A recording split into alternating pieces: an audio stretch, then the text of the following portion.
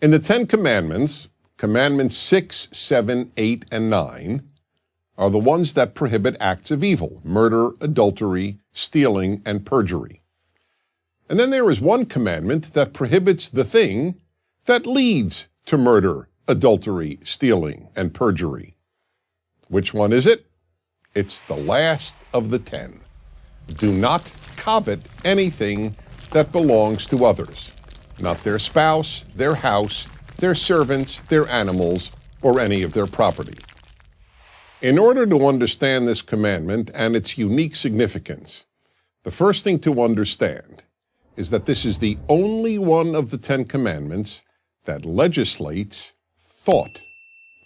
All the other commandments legislate behavior. In fact, of the 613 laws in the 5 books of Moses, virtually none prohibit thought. Why then does the 10 Commandments include a law that prohibits a thought? Because it is coveting that so often leads to evil. Or, to put it another way, coveting is what leads to violating the preceding 4 commandments, the ones against murder, adultery, stealing, and perjury. Think about it. Why do people do those things? In most instances, it's because they covet something that belongs to another person. Obviously, that is the reason people steal. Thieves covet their victim's property.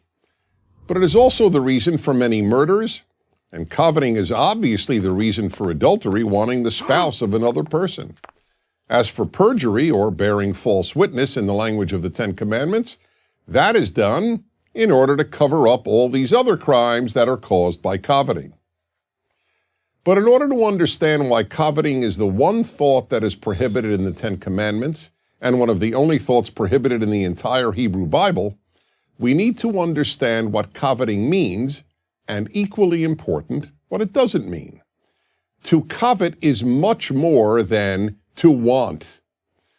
The Hebrew verb, lachmod, means to want to the point of seeking to take away and own something that belongs to another person. Note that there are 2 operative elements here: seeking to own and belongs to another person.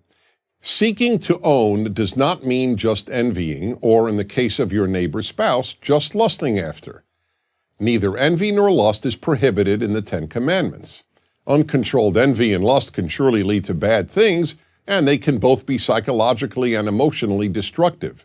But neither one is prohibited in the 10 Commandments. Why? Because neither is the same as coveting.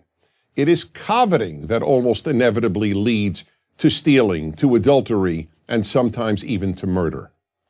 Let me explain this in another way. The 10th commandment does not prohibit you from saying, "Wow, what a great house or car or spouse my neighbor has. I wish I had such a house or car or spouse."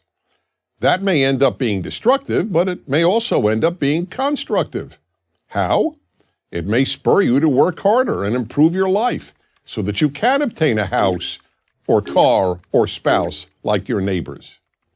It is when you want and seek to gain possession of the specific house, car, or spouse that belongs to another that evil ensues, and that is what the 10th commandment prohibits. Therefore, one of these 10 commandments, these 10 basic rules of life, must be that we simply cannot allow ourselves to covet what belongs to our neighbor. Whatever belongs to another person must be regarded as sacrosanct. We cannot seek to own anything that belongs to another, because only evil can come of it.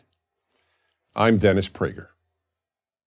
Join Prager University, subscribe to our YouTube channel, and sign up for free at prageru.com.